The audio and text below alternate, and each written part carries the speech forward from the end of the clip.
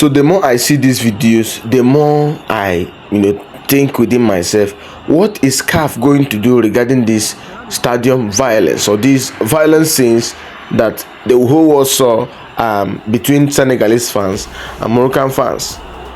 All these scenes, this whole thing erupted when the Congolese referee awarded the dying minute penalty to Morocco, and Senegalese fans, they weren't having it.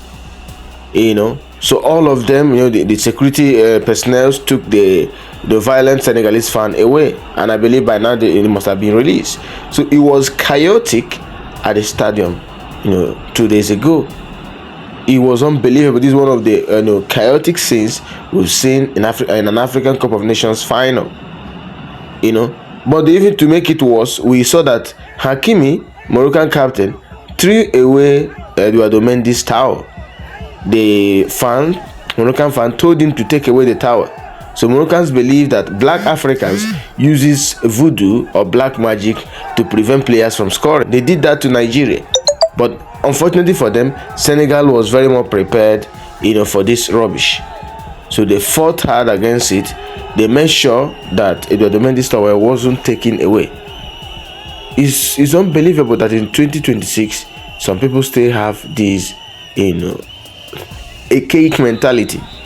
So you believe that voodoo is making you not to score a goal. It's unbelievable. So Senegalese reserved goalkeeper Yvan Diouf made sure that Edouard Mendy's towel was not taken or was not stolen like they did to Stanley Nwabali, the Nigerian goalkeeper, during the African Cup of Nations semi-final. You see, they abused him, they fought him, they dragged him down to get the towel. Now, to even make it worse, Senegalese reserve player Saibari, who is playing for PSV Eindhoven, was policing this Senegalese reserve goalkeeper around.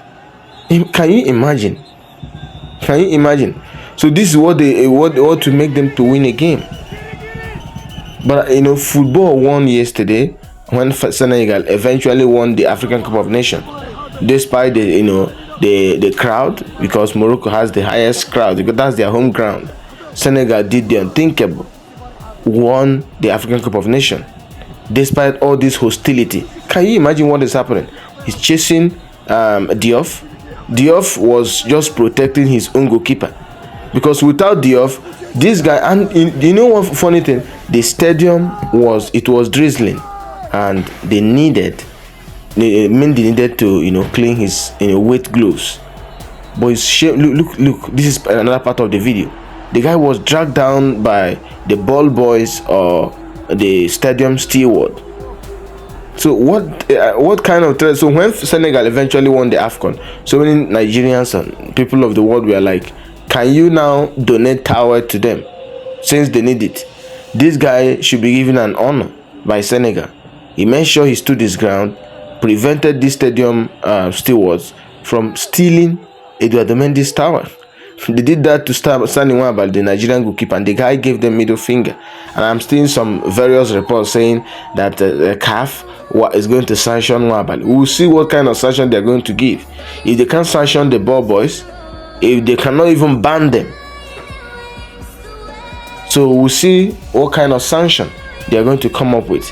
How are you going to, how do you look at what is happening? Look at 4 stadium stewards or ball boys chasing this Diouf, Senegalese reserve goalkeeper. What are they doing with the towel? So Senegal should send an official towel or official towels to Morocco since they need it, and I think Nigeria should do the same as well. Or maybe they should use the towel they have stolen from Nwabali and Edouard Mendy to clean their tear, because they lost the African Cup of Nations. They lost it. That's their 3rd African Cup of Nations final in more than 50 years. The last time they won it was 50 years. The last time they got to the final was, I think, 2004. So they have been chasing African Cup of Nations trophy since, more than 50 years ago. And this is the only way they believe they could get it. It's unfortunate. To me, it's unfortunate. To Nigerians, to many Africans, it's unfortunate. This shouldn't have happened. So enough of they have the facilities, they have the infrastructure. Enough of that. It's not just African Cup of Nations. Some African football clubs who have played in Morocco, most of them have also complained of this hostility. And this is not just Morocco, it's a thing of the North Africans. We saw that with Libya, how Libya was hostile to Nigeria, and CAF has to sanction Libya. Many have complained of football clubs in Algeria, some are in Egypt. Why are they hostile to clubs from West Africa and from other countries? We know that West African countries dominate African football, no doubt. Senegal has 2 now. They won the first one in 2019. Now they are winning the second one in 2025. Nigeria has 3 African Cup of Nations title. Cameroon has 5. Ghana has 4. So it's a West African thing. West African dominate African football. But you cannot dominate by using this kind of manipulation. Stadium manipulation, crowd manipulation. Look at what is happening. So we are waiting, the world is waiting, we're watching to see the kind of sanction CAF is coming up with. These stadium boys or stadium stewards or stadium staffs needs to be hugely sanctioned. Yes, no doubt Senegalese players could be sanctioned because they decided to walk out of the pitch. It's non-professional. It makes it doesn't paint a good picture of African Cup of Nations. But at the same time, when you come in a hostile ground, as we've seen, Nigeria faced such hostility. But I love the kind of representation Senegalese football ministry or football representatives showed. They have the character, they have that representative. But for Nigeria Football Federation, we tolerate everything, we accept everything. So the fans rose up, they challenged that decision. The players also followed suit.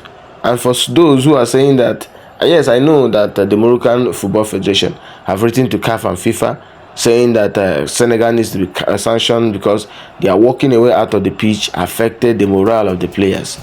It did not affect the penalty shooting, taking the penalty, because that was just like the last shot of the game. Because I said it in my previous video, Brahim Diaz should have scored that goal, but he wanted to make it look more fashionable. He went for a Panenka, someone that should have scored the last minute penalty, and that would have given them the second trophy in 50 years. But he decided to use Panenka and failed. And Morocco went ahead they lost honorably. They lost fair and square. You're looking at the game, Senegal created more chances, Senegal had more opportunity to score and all of that. So CAF should do better. CAF should look into all of these manipulations and gimmicks. If not, African football will remain in the dark for years. We will not match up with Europe. We will not match up with other countries of the world.